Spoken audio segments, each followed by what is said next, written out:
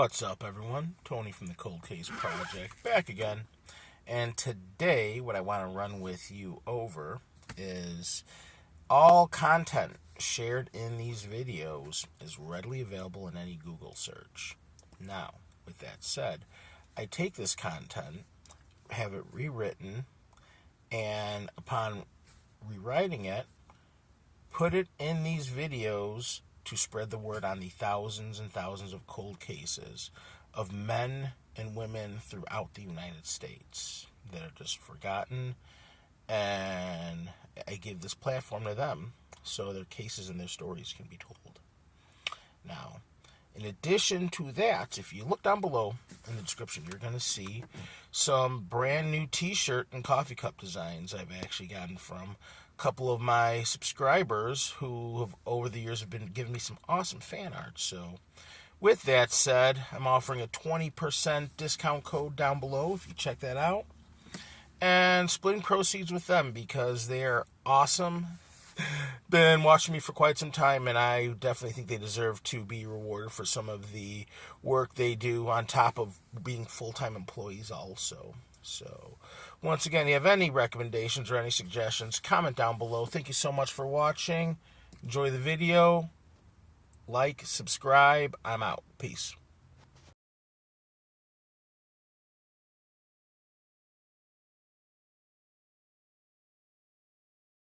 Berea, Kentucky, a small town nestled in the heart of Madison County, known for its arts and crafts, its Appalachian heritage, and its tight-knit community. But in June of 2013, a summer night would end in flames and silence, leaving a family shattered and a town gripped by unanswered questions. This is the story of 18-year-old Brooklyn May Farthing. In the early summer of 2013, Brooklyn Farthing had just graduated from Madison Southern High School. With her long blonde hair, bright smile, and vivacious spirit, she was the kind of girl who lit up every room she walked into. Brooklyn, or Brooke as her friends called her, was known for being friendly, bubbly, and full of life. She loved animals, country living, four-wheeling, and hanging out with her friends and family. Like many teenagers just out of high school, she was at a crossroads considering college, maybe taking a little time off first, just enjoying that fleeting moment between childhood and adulthood. Friday, June 21st, 2013, started like any other summer day. Brooklyn and her younger sister Paige had both taken their driver's tests that morning. Later that afternoon, they celebrated their grandfather's birthday. That evening, Brooklyn was invited to a party, one of several going on in the area that weekend. She headed out with Paige, a cousin, and a few friends to a gathering in the Red Lick area of Berea, off Dillon Court, not far from the city limits. It would be the last time her family would ever see her. Brooklyn arrived at the party with her overnight bag, expecting to spend the night at a friend's house. But at some point during the night, things didn't go as planned. There was a disagreement between Brooklyn and the female friend she had intended to stay with. The friend left the party early, leaving Brooklyn behind with several other guests, most of whom gradually trickled out as the night wore on. Around 2 a.m., Brooklyn left with two men, one of whom was 23-year-old Josh Hensley. They allegedly went to a nearby horse farm where Josh kept animals. According to accounts, one of the men had been drinking and was dropped off. Brooklyn remained with Josh and returned to his house on Dillon Court around 4 a.m. The home Josh was staying in was run down, foreclosed, and lacking basic utilities, no electricity, no running water. He claimed he was in the process of moving out. It was in this house, dark, powerless, and isolated, that Brooklyn made several desperate phone calls and sent a series of increasingly alarming text messages. Brooklyn first called her younger sister Paige, asking if their cousin could come pick her up. But Paige had been drinking earlier that evening and was unable to drive.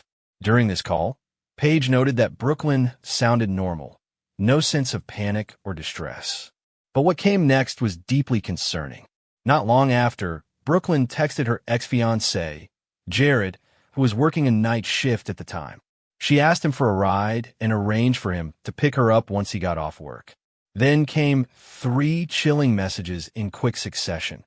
Dash, can you come get me? Dash, please hurry. I'm scared. Shortly after those urgent pleas, One final text was sent from Brooklyn's phone at 5:30 a.m. It read, "Never mind, I'm okay. I'm going to a party in Rockcastle County." But Jared and later investigators would come to believe that Brooklyn never sent that last message. It was out of character. It made no sense. She had just been begging for someone to come get her. Why would she suddenly be calm and go into a new party at sunrise in a different county? The Farthing family believes, wholeheartedly, that the final text was sent by someone else. Someone who didn't want anyone looking for Brooklyn. According to Josh, he left the house shortly after 6 a.m. to tend to his horses. He said Brooklyn was sitting on the couch smoking when he left. When he returned around 7 a.m., the couch was on fire and Brooklyn was gone. He called 911. The fire department responded and quickly extinguished the blaze, which had been mostly contained to the couch itself. The couch had burned intensely, leaving a large hole in the floor beneath it. But curiously, the rest of the house showed minimal damage. Fire officials later ruled the blaze as suspicious. Brooklyn's boots, her purse, her overnight bag, and some of her clothes were still in the house. Only her phone was missing. To her family, that made no sense. Brooklyn never went anywhere without her things. If she left, even just to another room, she'd carry her purse and phone with her. The fact that all her belongings were still there, but she was not, was the clearest sign something had gone terribly wrong. And so began the nightmare. When Brooklyn failed to show up for a family outing at a car show in Somerset later that morning, her family began to worry. At first, they thought maybe her phone had died. Maybe she was still sleeping off a long night. But as the day went on and no one heard from her, panic set in. Her older sister, Tasha, got Josh's number from a friend and called him. Josh claimed Brooklyn had talked about going to a party in Rockcastle County before he left. When Tasha pressed him for more details, his responses were vague. He called her again later to say the house had caught fire and that Brooklyn had left everything behind except her phone. The Farthing family immediately knew something was wrong. On June 23rd, Brooklyn's mother officially filed a missing persons report with Kentucky State Police. Within days, an extensive search began. Law enforcement, volunteers, and family members launched an enormous search across Berea and the surrounding areas. Helicopters scanned the woods and hills. 9 units swept through thick brush. Divers searched lakes and ponds. Even horseback search teams were deployed to comb the rural trails and forested areas around Floyd Branch Road and Red Lick. Brooklyn's phone pinged a few times in the days following her disappearance, each time from a tower near Blue Lick Road, just minutes from the house on Dillon Court. But after June 25th, the phone went completely dark. Despite thousands of man-hours and over 16,000 acres searched, no trace of Brooklyn was found. No witnesses came forward. No sightings were confirmed. It was as if she had vanished into thin air. Her disappearance gripped the community. Posters were printed. Billboards went up. A $14,000 reward was offered. The Farthing family pleaded with the public. If anyone knew anything, now was the time to speak up. But no answers came. Josh, the man who owned the house on Dillon Court, the last known person to see Brooklyn, quickly became a focus of suspicion. His story raised more questions than it answered. According to him, he left his own home shortly after 5 a.m. to tend to horses, leaving Brooklyn alone on the couch, smoking a cigarette. When he returned around 7 a.m., the couch was on fire and Brooklyn was gone. His account had holes. The home had no utilities, no running water, no electricity, and had been in foreclosure. So how did the fire start? He suggested that Brooklyn may have accidentally started it with a cigarette. But why would she leave everything behind? And more importantly, if the fire began while she was smoking, why was there no sign of her injury or escape? Did she run? Was she taken? Did she even leave the couch at all? The fire burned intensely, but it was oddly selective. It destroyed the couch nearly down to the floorboards. Investigators called it suspicious. There was no evidence of an electrical fault. It couldn't have been, given that the power had been shut off for weeks. The implication was clear. Someone started the fire deliberately, perhaps to destroy evidence. And Josh, he claimed he didn't see her again after he left. But he was the only person known to have been with her at the time she disappeared. Between 4 o'clock and 5:30 a.m., Brooklyn's cell phone sent a string of increasingly frantic messages. "Can you hurry? Please hurry. I'm scared." These were desperate words. They suggested something had gone very wrong. Brooklyn was afraid. She needed to get out of there. Then suddenly, at 5:30 a.m., a final message. "Never mind, I'm okay. I'm going to a party in Rockcastle County." Her family didn't buy it. They knew Brooklyn. That text didn't sound like her, not in tone, not in timing, not in sense. Rockcastle County was a rural stretch of land southeast of Berea, and there was no known party happening there that night. Investigators were never able to verify the existence of such a gathering. It seemed fabricated, perhaps typed by someone trying to buy time or throw off suspicion. Brooklyn's ex-fiancé, Jared, the one she'd contacted earlier asking for a ride, responded to her texts with concern. But she never answered him again. If she truly was okay and headed to another party, why would she go completely silent? The family, Kentucky State Police, and even the FBI began to consider the possibility that Brooklyn hadn't sent that last message at all, that someone else had her phone and Brooklyn was already gone. In the days following her disappearance, Brooklyn's phone pinged a few more times off a cell tower in the Blue Lick area, just 7-10 minutes from Dillon Court. The ping stopped entirely by June 25th, 3 days later. Police could not determine the exact location of the phone due to limitations in triangulation, but they knew it stayed nearby. Despite the limited tech resources available to local law enforcement, they continued to push forward. Ground and air searches commenced. Helicopters swept across miles of farmland and wooded hills. Search dogs scoured paths. On horseback and foot, teams searched creeks, ravines, and abandoned outbuildings. Dive teams probed lakes and ponds. But no trace of Brooklyn was found. Over 16,000 acres were combed in one of the most extensive missing person searches in Kentucky history. But the land was thick, tangled, and sprawling, prime terrain for concealing secrets. By July 2013, just a few weeks after Brooklyn vanished, law enforcement officially suspended the ground search. There was simply nothing left to search without new leads. As time passed, speculation grew. Online forums and Facebook groups dedicated to the case buzzed with theories, some grounded, others wild. Here were the leading ideas. 1. Brooklyn left willingly. Then something happened. Some suggested that Brooklyn did indeed leave the house that morning, intending to go to another location, possibly a real party or meeting someone. Perhaps she ran into trouble afterward, met with foul play at the hands of a stranger. But this theory never held much weight with her family or investigators. Brooklyn wasn't the type to vanish without a word. She was close with her family, especially her sisters. She would have reached out, and she wouldn't have left her boots, her bag, and everything she owned. 2. Josh was responsible. Many, if not most, of those who followed the case closely believe that Josh, the last known person to see her, knows more than he's said. His story was never fully corroborated. The fire seemed staged. The "I'm going to a party" text seemed like an obvious attempt at misdirection. He has never been charged with anything related to Brooklyn's case, and police have never named him a suspect publicly. But the circumstantial suspicions surrounding him have lingered for years. 3. A larger trafficking operation. There were whispers early on about human trafficking. Berea is located near I-75, a major north-south highway that runs from Michigan to Florida and is known as a trafficking corridor. Could someone have taken Brooklyn and moved her out of the area quickly? It was a chilling possibility, but there was no concrete evidence, no confirmed sightings, just speculation and desperation. Brooklyn's family has never given up. Her mother, sisters, and extended relatives continue to hold out hope for answers.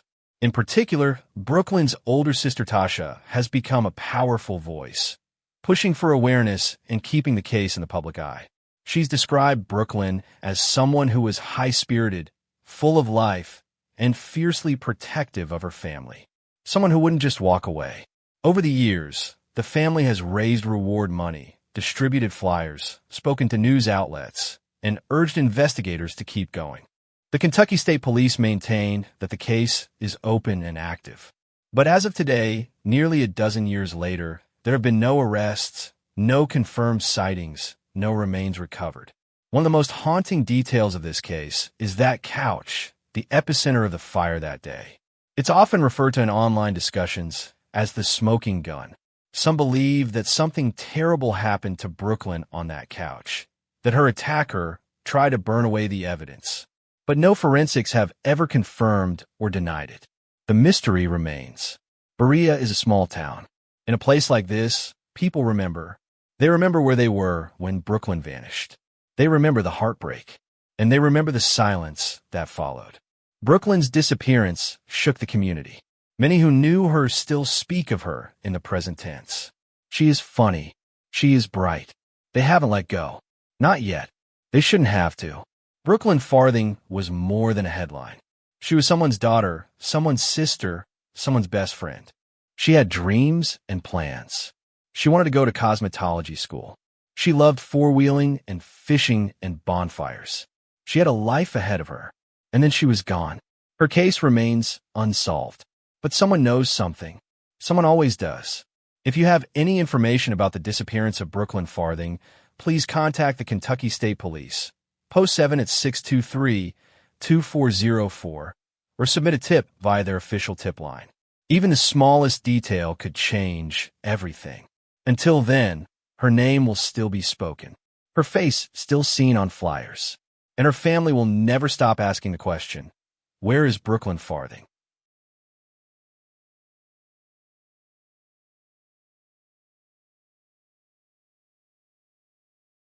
In the rolling hills and tight-knit community of Brooksville, Kentucky, life in 1997 moved at a slower pace. The town, nestled within Bracken County, held a population of less than 700, and it was the kind of place where everyone knew everyone, or thought they did. It was also the kind of place where a person vanishing into thin air was unthinkable. But on the night of October 21st, 1997, that's exactly what happened.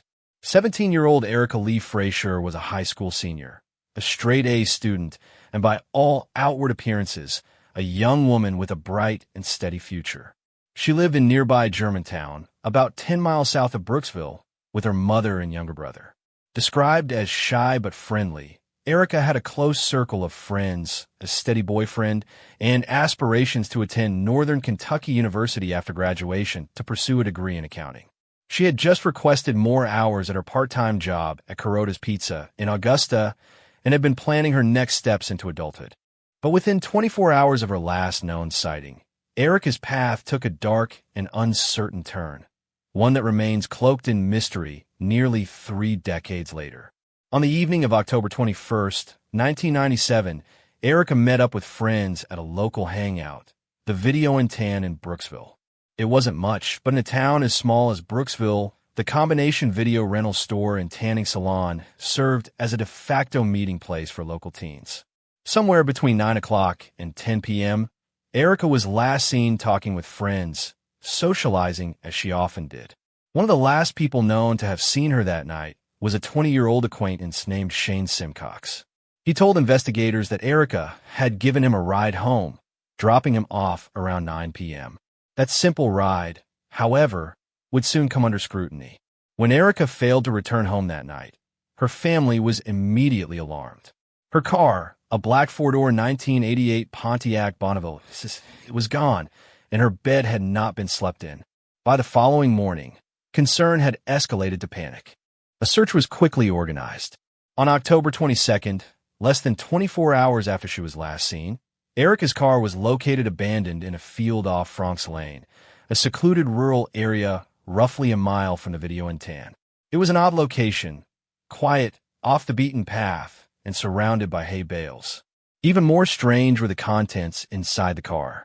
Her purse, wallet, cash, and checkbook were still in the vehicle. The car was unlocked, but there was no sign of struggle, no broken glass, no blood, and no sign of Erica. Her keys were missing from the vehicle at first, but they were later discovered across the road, lying underneath a pile of leaves. Why they were there, discarded or hidden, remains a mystery. From the outset, investigators found no evidence to suggest that Erica had run away. She hadn't taken any clothes, money, or essentials. She didn't have a driver's license and hadn't made arrangements with any friends or family that would suggest she was planning to leave. While she had argued recently with a close friend and had started associating with a rougher crowd, nothing in her behavior indicated that she intended to disappear. The day after her disappearance, her loved ones posted flyers and knocked on doors. A wave of unease spread through Brooksville, a community unaccustomed to such grim uncertainties. Authorities quickly narrowed their focus to two individuals who had either been with or near Erica the night she vanished. The first, a man whose name was never publicly released, became the subject of early suspicion. However, he was soon ruled out. His alibi checked out, and he was cleared of any involvement. Years later, however, that same man would make headlines for an entirely different reason. In a shocking twist, he fatally shot his wife before turning the gun on himself. This left some in the community questioning whether investigators had dismissed him too quickly in Erica's case. Still, law enforcement reiterated that the man had been fully cleared and was no longer a person of interest when he died. The more enduring person of interest, however, was Shane Simcox, the last known person to have seen Erica alive. Simcox, who was 20 at the time, had a troubled history. He had previously been expelled from Bracken County High School for threatening a teacher and her daughter. He also had a criminal record that included burglary. When questioned by investigators about his interaction with Erica that night, he stated that she dropped him off at his house at 9 p.m., and that was the last time he saw her. Simcox refused to take a polygraph test. While polygraph results are not admissible in court, his refusal did little to ease suspicions. The lack of cooperation raised red flags for investigators and the community alike. Still, no physical evidence tied Simcox to Erica's disappearance, and without a confession or a body, there was little more law enforcement could do. Simcox continued to maintain his innocence over the years. Despite being labeled a person of interest, he was never formally charged. In the years that followed, Erica's case went cold. With no physical evidence, no crime scene, and no witnesses, investigators were left with a haunting question mark. Her family clung to hope, launching awareness campaigns and appealing to the public for tips, but nothing substantial ever surfaced. By the early 2000s, the trail had grown cold. Her parents, heartbreak etched into their lives, passed away before ever getting the answers they so desperately sought. To this day, the disappearance of Erica Frashore remains one of Kentucky's most haunting unsolved mysteries. Despite the decades that have passed, law enforcement still classifies her as a missing person, not a homicide victim. The distinction is important. It means that unless new information comes forward, a tip, a confession, a discovery, her case may remain in limbo indefinitely.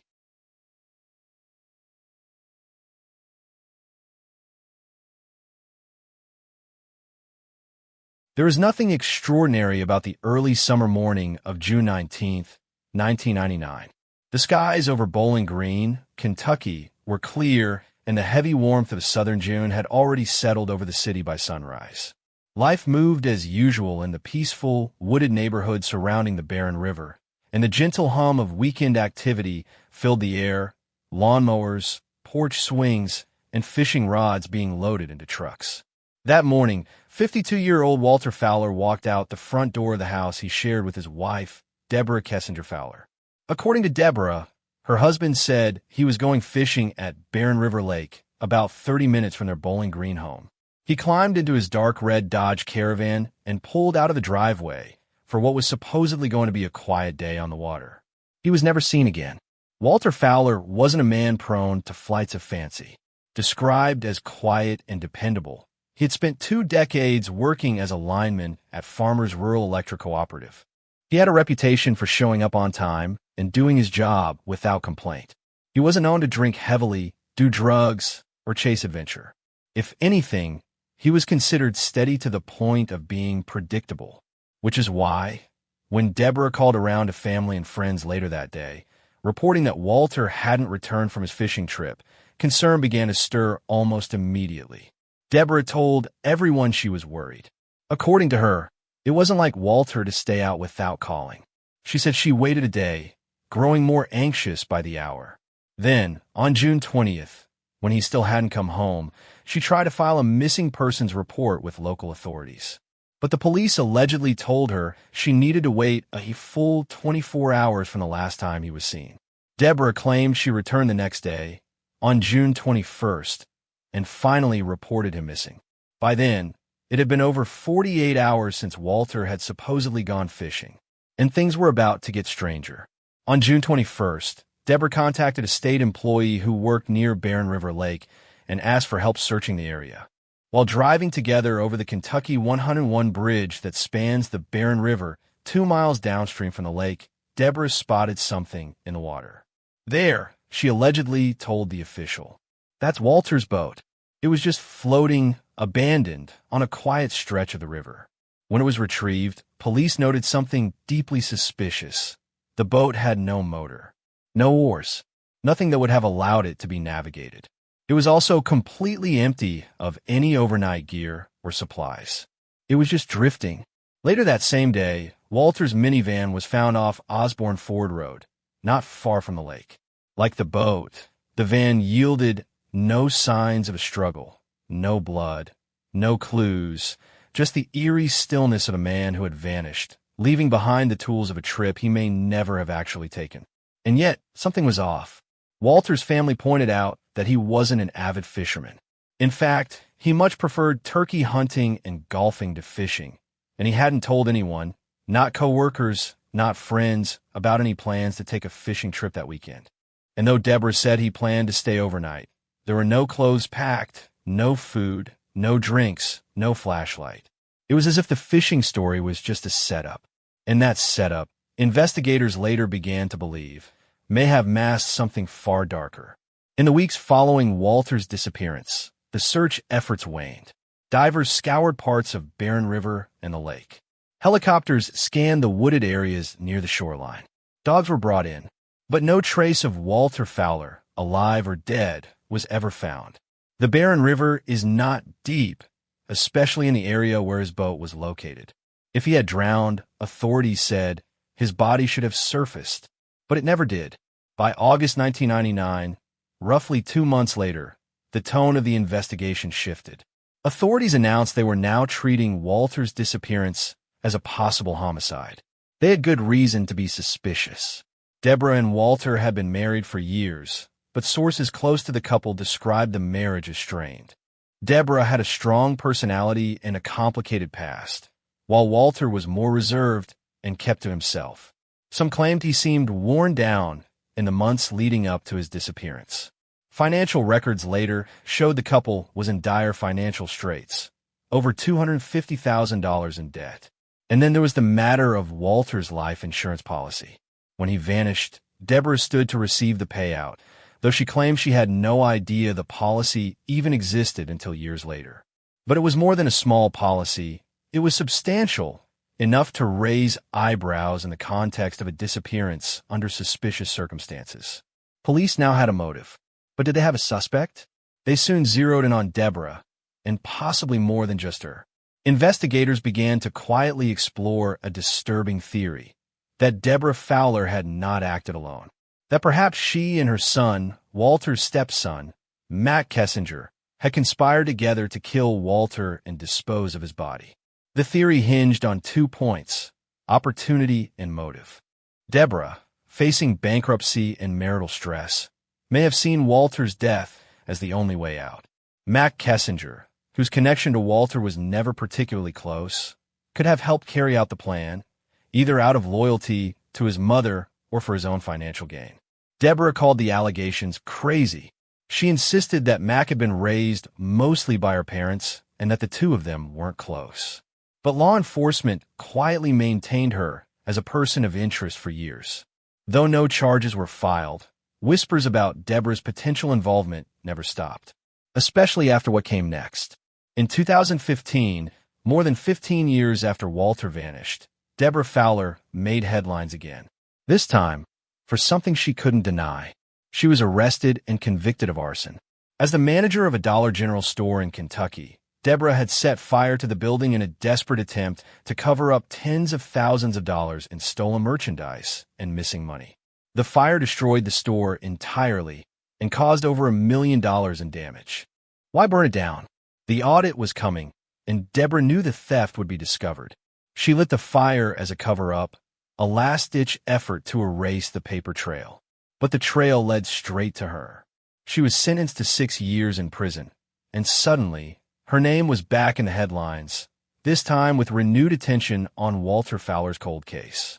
If Deborah was willing to commit a serious felony to conceal theft, what else might she have been willing to do?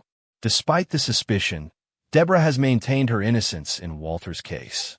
In rare statements to the press, she's offered up various theories, none of them particularly convincing to investigators. She has suggested that Walter simply walked away, heading off to Montana or some other distant place to escape the mounting pressure of his debts and responsibilities. She painted a picture of a man who was burned out, overwhelmed, and possibly suicidal. But that theory doesn't hold up. Walter left behind everything: his clothes, his gear, his van. His bank accounts were never touched again. His social security number was never used. There were no confirmed sightings. It was as if he'd vanished from the earth itself. In another telling, Deborah claimed she had been working as a police informant, tipping off local officers about area drug dealers, and that perhaps those drug dealers retaliated by harming her husband. This version of events, she implied, placed the blame not on her, but on shadowy criminals who had a vendetta. Law enforcement found no evidence to support that theory either. As of April 2025, Walter Fowler has never been found.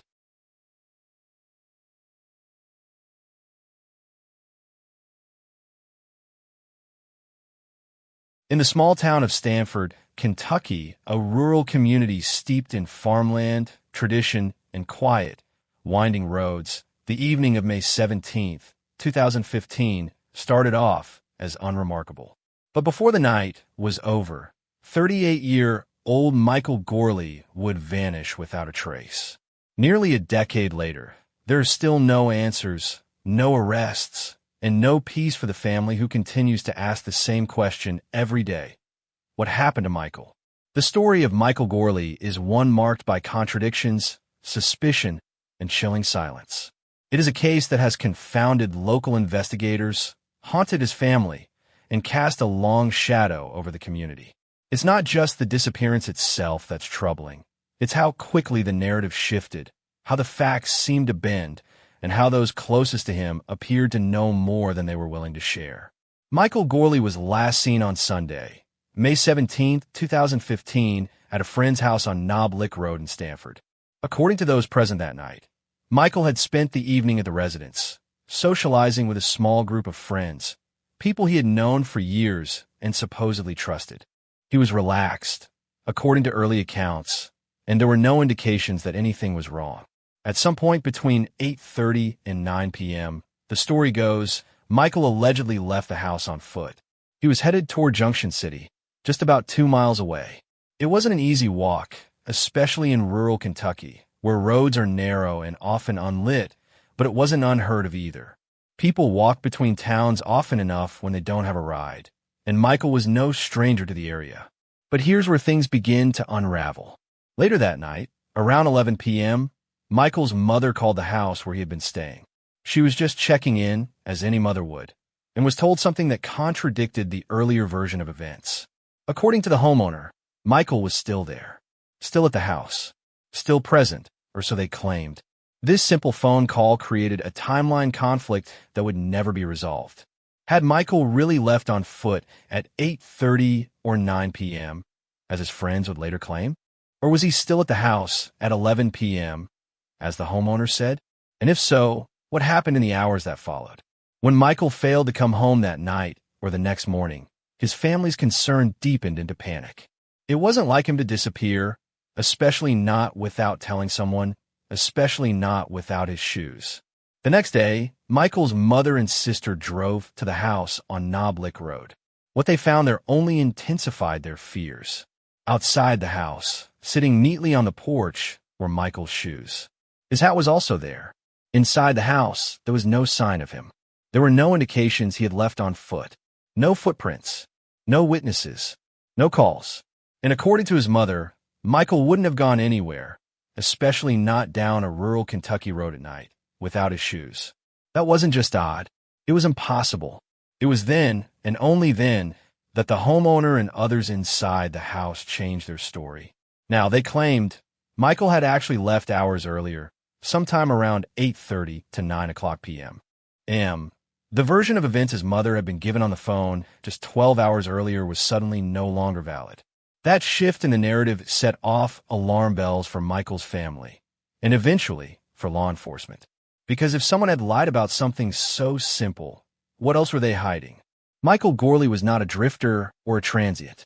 He was a dedicated father of 4, a hard worker, and someone known to be deeply committed to his family. His mother described him as kind and loyal, someone who had made mistakes in life, like all of us, but who always came back home. He was not the type to vanish voluntarily. His disappearance came without warning, without a single call or text to his loved ones. There was no activity on his bank account. His cell phone went dark. He didn't show up at home, to work, or anywhere else. It was as if he had been swallowed by the earth. And then came another strange development, one that only deepened the mystery. Just a few weeks after Michael vanished, another local, Linda Price, also disappeared. She, too, was part of the same social circle. She, too, was connected to the same group of friends. And she, too, has never been seen or heard from again. Police have not publicly linked the cases, but the timing and associations were suspicious enough that locals and Michael's family began connecting the dots themselves. Could the two disappearances be related? Was something more sinister at play within this tight-knit group? To this day, no one knows. Very early on, Michael's family suspected foul play. His mother has been vocal in her belief that her son was murdered, not by a stranger, but by someone he knew and trusted. She believes the people present that night know what happened and have simply refused to speak. Police eventually acknowledged what the family had suspected from the start, that foul play was likely involved in Michael's disappearance. But despite interviews, searches, and years of whispered rumors, no arrests have been made. No suspects have been named publicly. It's possible the case has suffered from a lack of physical evidence. Without a body, a crime scene, or a direct witness statement, building a case for homicide becomes much harder, even when investigators strongly suspect someone of wrongdoing. Michael's shoes, hat, and personal belongings offered no forensic trail.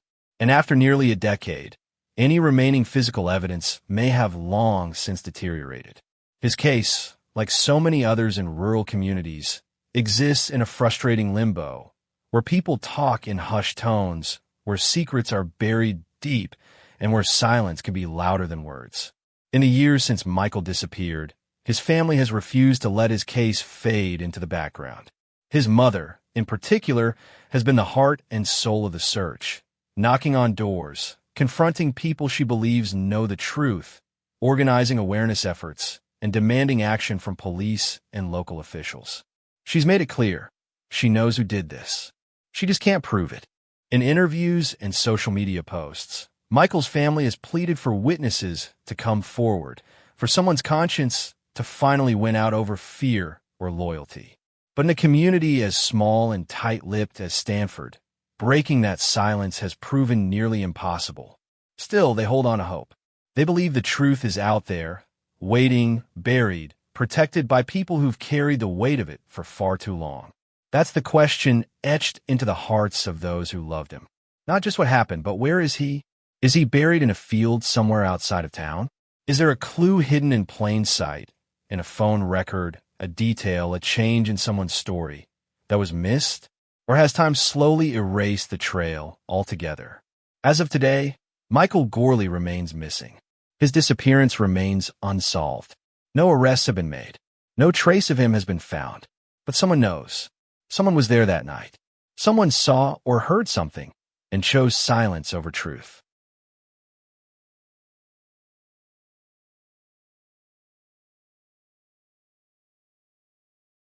In the summer of 1983, the quiet suburb of Louisville, Kentucky, was disrupted by a chilling mystery that still haunts the community to this day. In Gottlieb, a 13-year-old girl who had recently immigrated to the United States from the Soviet Union with her family, vanished without a trace while riding her red and white bicycle just across the street from her home. Over 4 decades later, despite significant leads and even the naming of a likely perpetrator, her body has never been found, and her case remains one of Kentucky's most enduring and heartbreaking cold cases. And was a bright, shy teenager, intelligent, reserved, and tried her best to adjust to a new life in a foreign country. The Gottlieb family had left the Soviet Union for a better life in America, and by all accounts, and was doing her best to acclimate. On the afternoon of June 1st, 1983, she set off on her bike to Bashford Manor Mall, a popular local shopping destination just across the street from her Gerald Court home. She was seen at the mall between 5:30 and 6 p.m., but never made it back home. Her red and white bicycle was later discovered propped neatly against a brick pillar outside Bacon's department store, an unsettling sight that suggested a sudden interruption. It was as if and had intended to come right back. But she never did. By nightfall, when she hadn't returned, her parents became concerned. They contacted the police, and a search began. From the start, investigators treated the case as a possible abduction. Within 72 hours, the search intensified with canine units and neighborhood canvassing. A police bloodhound was brought in to track her scent, and what it uncovered only deepened the mystery. The dog led officers to a ditch near the mall, then twice directly to the window of an apartment across the street. That apartment belonged to Esther Ochmiansky, the grandmother of N's best friend, Tanya Ochmiansky. Tanya had been the last person known to have seen N alive. The discovery was deeply troubling. Could someone so close to N have been involved? However, when questioned, Esther insisted that N had never been inside her apartment, and there was no evidence to the contrary. Police would later conclude the bloodhound had likely been distracted by the scent of food cooking inside the apartment, and that the lead was a false positive. Tanya, Esther, and their entire family were eventually cleared of any involvement in Ann's disappearance. In the days that followed, the investigation branched out in multiple directions. Some speculated Ann had run away, citing the challenges she faced adapting to life in America. But those who knew her, especially her parents, were adamant, and was not the type to run off. She had no money with her, no personal belongings were missing, and she had never hinted at any plans to leave. Compounding the confusion were alleged sightings of and in the Brighton Beach area of Brooklyn, New York, a neighborhood with a high Russian immigrant population. For a time, authorities chased down leads suggesting and might have fled to be among others who shared her native culture and language. Yet, none of the tips ever materialized into credible evidence. Another theory, one that bordered on the bizarre, was that agents of the Soviet government had abducted and in an attempt to force her family to return to the USSR. This Cold War-era paranoia took hold briefly, but like the other speculative theories, it lacked any proof and was eventually dismissed. For years, the case stalled, until investigators revisited it in 2008, uncovering a dark and disturbing connection. Enter Gregory Lewis Oakley Jr. Oakley was no stranger to law enforcement. A former veterinarian, he had a deeply troubling history of violence, manipulation, and sexual assault. In one shocking case, Oakley had abducted his own stepdaughter and injected her with a veterinary painkiller to sedate her. He was initially charged with attempted murder, but ultimately pleaded guilty to a lesser assault charge. Then, in September 1983, just 3 months after N disappeared, Oakley broke into the home of a Louisville police officer and attacked the man's 13-year-old daughter, stabbing and attempting to rape her. Miraculously, she survived. Oakley was arrested for that crime in January 1984 and was quickly put under a microscope for possible links to other unsolved cases, including in Gottlieb's disappearance. When questioned, Oakley denied any involvement, but he failed a polygraph test, and investigators found that he had used an ATM at Bashford Manor Mall approximately 100 minutes before and vanished. That detail placed him at the scene. Yet Oakley claimed he left Louisville immediately after the ATM transaction to go on a business trip. No one could verify whether he had left town when he claimed. The investigation remained stalled for decades, until new information surfaced in 2008. A prison informant came forward with a story that would reinvigorate the case. This inmate had served time with Oakley and claimed Oakley had confessed to abducting and killing and by injecting her with the same drug, Talwin, he'd used on his stepdaughter. Talwin was a veterinary-grade painkiller and a sedative Oakley would have had easy access to due to his profession. The inmate passed a polygraph test, and the story he told fit Oakley's known methods and history disturbingly well. Even more damning, Oakley's former girlfriend corroborated part of the story. She revealed that on the night of Anne's disappearance, at approximately 11 p.m., Oakley had come to her Louisville home and asked her to wash some of his clothes. This contradicted Oakley's alibi that he had left town before and went missing. By this point, Oakley had long since died. In 2002, he was paroled on medical grounds due to terminal lung cancer and returned to Alabama, where he died just months later. But based on the circumstantial and testimonial evidence available, Louisville police publicly declared in 2008 that Oakley would have been charged with Anne's abduction and murder had he still been alive. Yet, heartbreakingly, Anne's remains have never been located. The Gottlieb family still lives in Louisville, still hoping for resolution. After more than 40 years, they continue to cling to the possibility that one day, someone will come forward with the missing piece of information, the clue that will finally lead them to their daughter's resting place. The investigation into Anne Gottlieb's disappearance remains open and active. Detectives continue to field tips, re-examine old evidence, and pursue every lead, no matter how small. Anne Gottlieb was 5 feet 1 inch tall and weighed approximately 85 pounds when she disappeared. She had long, dark brown hair and wore braces on her teeth. She was last seen wearing a light-colored blouse, blue jeans, and brown shoes. She would be in her mid-50s today. If you have any information, no matter how seemingly insignificant, please contact the Louisville Metro Police Department or your local law enforcement agency.